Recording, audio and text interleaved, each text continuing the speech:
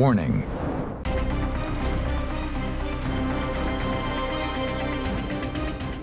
পশ্চিমবঙ্গে বিজেপির জয়ের পর যেন শুধু সরকারি বদলায়নি, বদলে গেছে রাজ্যের পরিবেশও।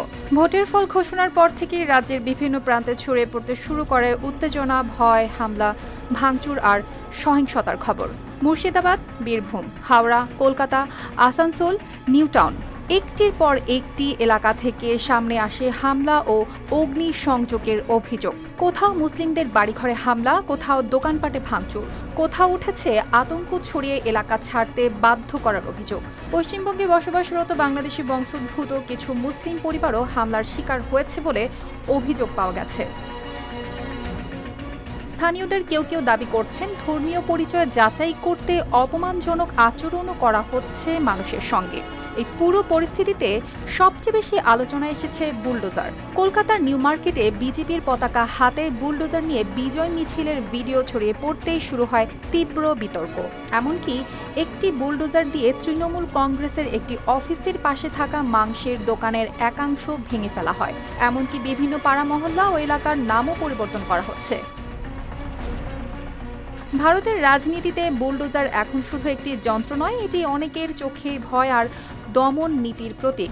বিশেষ করে উত্তরপ্রদেশে মুসলিমদের বাড়িঘর গুঁড়িয়ে দেওয়ার ঘটনাগুলোর পর এই প্রতীক হয়ে ওঠে আরও বিতর্কিত। তাই পশ্চিমবঙ্গের রাস্তায় বিজয় মিছিলে বুলডোজার দেখা যাওয়ার পর সংখ্যালঘুদের মধ্যে আরও বেড়ে গেছে আতঙ্ক। পরিস্থিতি এতটাই উত্তপ্ত হয়ে উঠেছে, কিছু এলাকায় পুলিশকে সাউন্ড গ্রেনেড ব্যবহার করতে হয়েছে।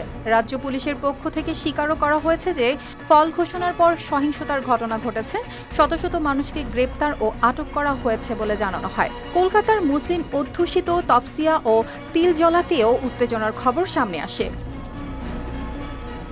এদিকে বিজেপি নেতা শুভেন্দুর বক্তব্য ঘিরেও তৈরি হয়েছে তীব্র বিতর্ক। তিনি প্রকাশ্যেই হিন্দু ও মুসলমানদের বাড়িঘর আলাদা করে দেওয়ার কথা বলেছেন। এছাড়াও মুসলিমদের ধর্ম পরিবর্তনের হুঁশিয়ারিমূলক বক্তব্যও দিয়েছেন।